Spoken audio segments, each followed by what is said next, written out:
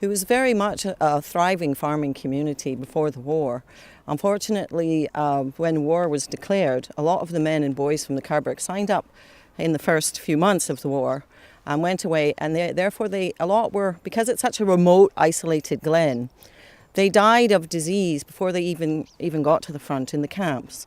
So it's very sad. Why did they die of disease? Because of the remoteness, they weren't exposed to a lot of the other illnesses that were around in different areas at the time.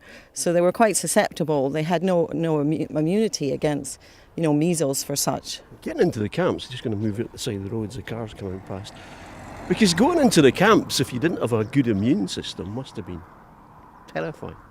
Oh, I think it was pretty scary. Someone once said to me that a lot of the men that went either in the First World War or the Second World War couldn't wait for a new adventure to get out of the cabrach, but were never so glad to be home if they made it home. Well, you can see why the attraction to get out of here. I'm romanticising it a wee bit, but it must have been a pretty hard life in those days.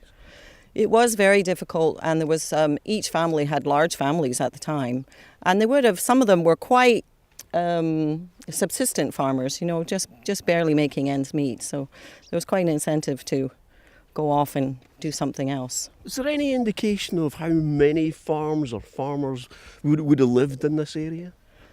At one point, just before the war, there was probably about 1,000 people, so there was quite a few farms. It's hard to imagine, Pati. 1,000 people in this landscape. I was driving over here to meet you, and there is derelict building after derelict building. It's quite depressing. The women that were left to try and cope, the horses taken away. Is it a story that's being forgotten?